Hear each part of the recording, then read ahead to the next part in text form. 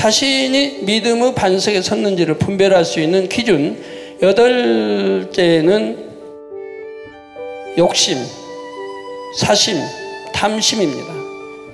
욕심, 사심, 탐심.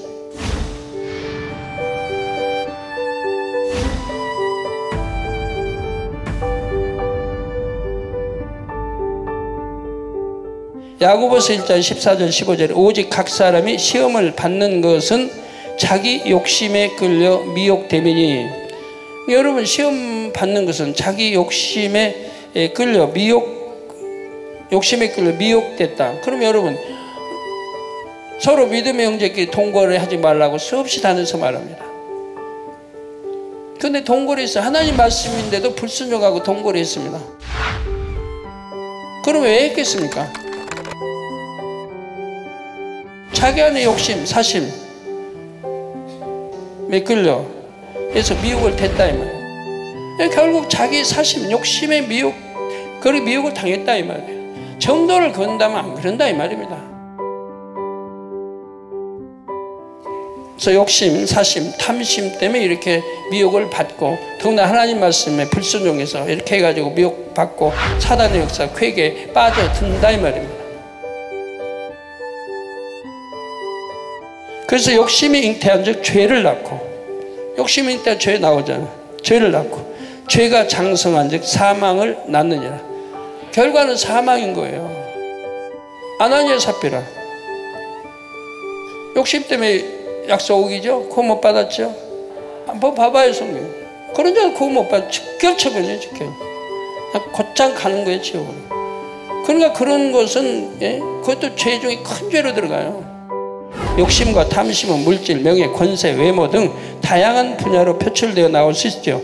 또한 사심, 즉 사사로운 마음은 정과 욕심을 쫓아 개인적인 유익을 구하는 마음입니다. 그런데 이러한 욕심, 사심, 탐심이 드러나는 가장 대표적인 것이 바로 물질과 관련된 경우입니다. 마태복음 19장 24절에 보면 예수님께서 다시 너희에게 말하노니 약대가 바늘기로 들어가는 것이 부자가 하나님의 나라에 들어가는 것보다 쉬우니라.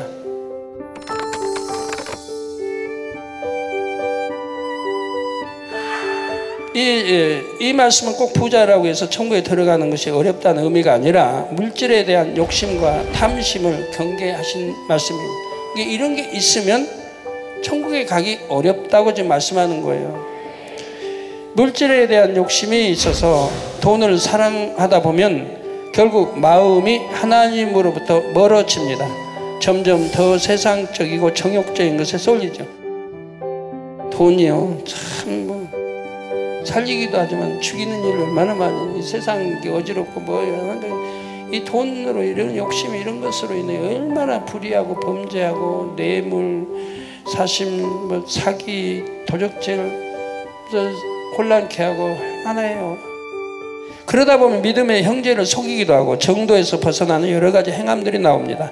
사심 역시 물질과 관련되면 온갖 부정과 부패의 원인이 되지요. 하나님의 나라를 먼저 생각해서 하나님의 나라에 유익이 되는 쪽을 택해야 하는데, 사심이 있으면 개인적인 유익, 자신과 관련된 사람들의 유익을 먼저 챙깁니다. 따라서 믿음의 반석에 서려면 이러한 욕심과 사심은 반드시 버려야 하지요.